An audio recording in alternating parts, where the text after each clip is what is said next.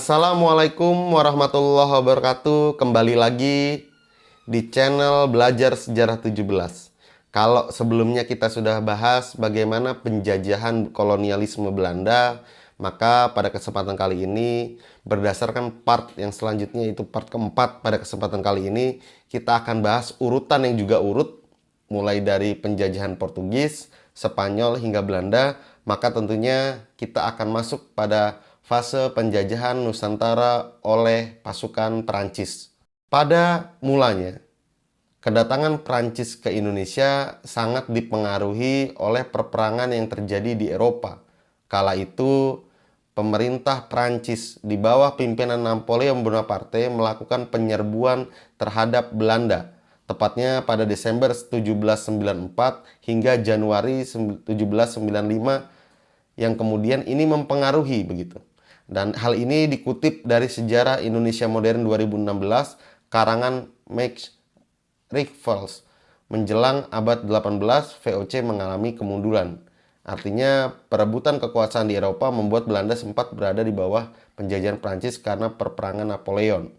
Korupsi dan perang terus-menerus di berbagai daerah di Nusantara membuat VOC mengalami krisis keuangan. Dan faktor-faktornya adalah diantaranya korupsi dan sebagainya macam. Memang ini penyakit VOC dari dulu. Jadi VOC itu di eranya Belanda dulu, kejayaannya VOC, mereka mengalami kemunduran. Nah, kemundurannya ini bukan karena ada intervensi dari luar, bukan teman-teman. Tapi karena tindak tanduk mereka sendiri. Apa itu? Dengan korupsi, hidup yang hedonisme atau bermewah-mewahan para pengurusnya. Dan inilah yang kemudian menjadi cikal bakal runtuhnya VOC, yang kemudian ini menjadi titik rendah yang sempat dialami oleh kolonialisme Belanda pada era tersebut. Pada kemudian di era kepemimpinannya Napoleon Bonaparte, Prancis berhasil menguasai Belanda. Ia kemudian membentuk pemerintahan boneka. Jadi Prancis setelah berhasil mengalahkan Belanda di fase itu, di masa itu, kemudian mereka membentuk yang namanya pemerintahan boneka. Nanti akan kita bahas apa dan bagaimana pemerintahan boneka yang dibentuk oleh Prancis. Pada tahun 1796, De Heren ke-17 yang mengatur operasi VOC di Indonesia untuk dibubarkan. De Heren 17 digantikan dengan komite baru. Tak lama pada 1 Januari dan VOC dibubarkan. Operasional VOC di Nusantara diambil alih oleh pemerintah Hindia Belanda akhirnya. Karena perlu kita luruskan bahwa VOC ini terpisah dengan kolonialisme atau Belanda. Mereka dua hal yang terpisah. VOC ini adalah lembaga dagang, seperti koperasi lah bahasanya kurang lebih untuk mempersimpel pemahaman teman-teman, yang kemudian memang pusatnya ada di Belanda.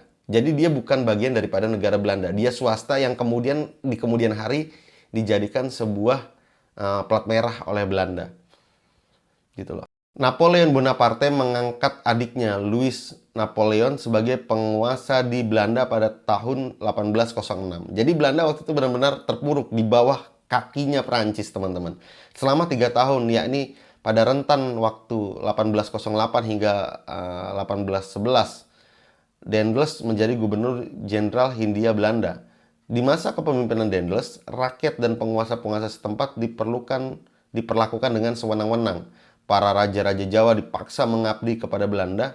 Kebijakannya yang paling kontroversial adalah membangun jalan anyar hingga Panarukan yang menelan banyak korban. Ini sudah kita jelaskan kemarin, kenapa kemudian banyak korban, kenapa muncul istilah Rodi, kenapa kemudian seolah-olah Belanda melakukan penyiksaan terhadap masyarakat pribumi, yang kemudian pada ujungnya kita bermuara pada tindak pidana korupsi, kalau ada di era sekarang ya bahasanya, atau tindakan korupsi atau memotong hak rakyat yang dilakukan oleh bupati-bupati pribumi itu sendiri. Pada masa pemerintahan Daendels, pemerintah kolonial menjual tanah-tanah milik Gubermen atau pemerintah kepada pihak partikelir atau pihak swasta. Awalnya Daendels hanya menjual tanah rampasan dari Kesultanan Banten di Jasinga. Namun ia juga menjual tanah-tanah di sekitar Batavia, Jakarta yang disebut dengan Omelandini. Nah, Langkah-langkah ini diambil Daendels setelah Belanda mengalami kesulitan keuangan akibat perang melawan Inggris. Jadi Belanda ini banyak perang gitu teman-teman. Termasuk melawan Inggris, Prancis.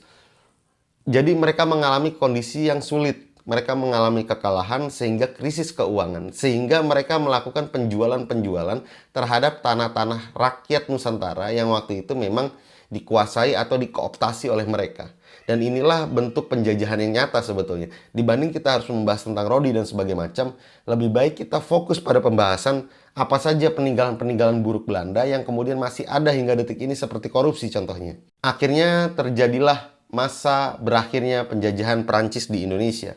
William V dari Belanda berhasil lolos dari serangan Prancis dan melarikan diri ke Inggris pada tahun 1795. Ia tinggal di Kew dan pemerintahan dari sana.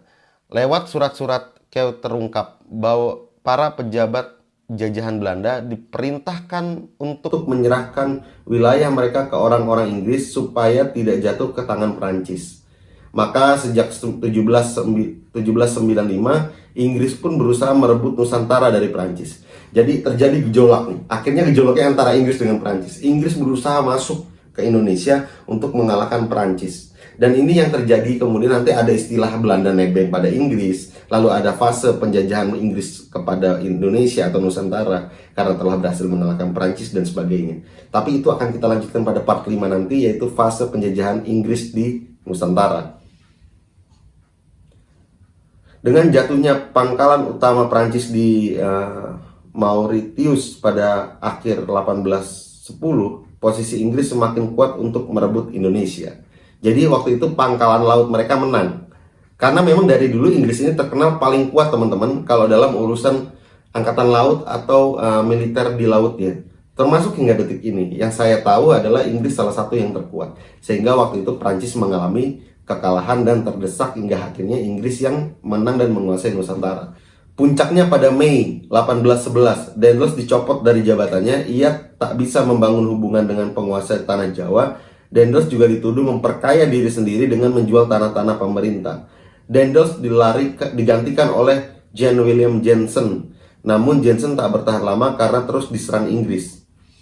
Hingga pada 4 Agustus 1811, 60 kapal Inggris muncul di pelabuhan Batavia, pusat kekuatan Belanda. Bayangkan teman-teman, 60 pasukan itu tiba di pusat kekuatan Belanda untuk melakukan penyerbuan. Dan saat itu Inggris yang terkuat memang di laut.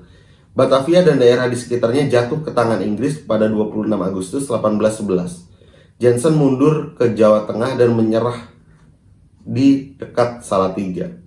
Artinya teman-teman, ini adalah sejarah yang menarik. Bagaimana di antara para penjajah pun saling menjajah. Di antara para penjajah saling berkonflik. Nah, kenapa momentum itu tidak bisa dimanfaatkan untuk merdeka lebih cepat? Itu menjadi question yang harus kita jawab.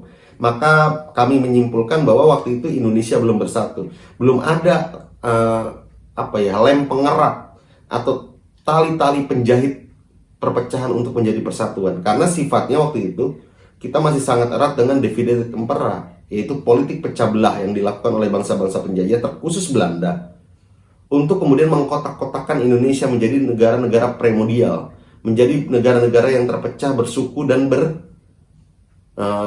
bangsa-bangsanya itu jadi nggak jadi satu kayak Indonesia hari ini bersatu. Enggak, mereka berjuang atas nama daerahnya masing-masing. Negara boneka atau Prancis Vichy merupakan nama umum negara Prancis yang dikepalai oleh Marsekal Philippe Pétain selama Perang Dunia II, dievakuasi dari Paris ke Vichy atau zona bebas di bagian selatan Prancis metropolitan yang termasuk Aljazair Prancis, tetap bertanggung jawab atas administrasi sipil Prancis serta Imperial Kolonial Prancis, Imperium Kolonial Prancis. Jadi teman-teman, dalam data yang kita himpun hari ini bahwa Prancis juga melakukan pembentukan negara boneka, walaupun memang tidak sebanyak atau tidak sedetail negara-negara bonekanya Italia dan sebagainya macam. Tapi yang perlu kita sepakati bahwa penjajahan ini harus kita jadikan pelajaran bahwa kita harus bersatu. Karena dulu kita dijajah, karena kita terpecah. Bayangkan kalau kita sudah bersatu, maka 1945 secara hegemoni kemerdekaan akan kita dapatkan lebih dulu. Terima kasih. Ada kurang lebih saya mohon maaf. Buat teman-teman kalau ada tambahan informasi, koreksian, silahkan komen di bawah. Jangan lupa like, comment, and subscribe. Kita terus berbagi sejarah, kita terus belajar sejarah. Ingat kata Bung Karno, jas merah jangan sekali-kali melupakan sejarah. Terima kasih. Assalamualaikum warahmatullahi wabarakatuh.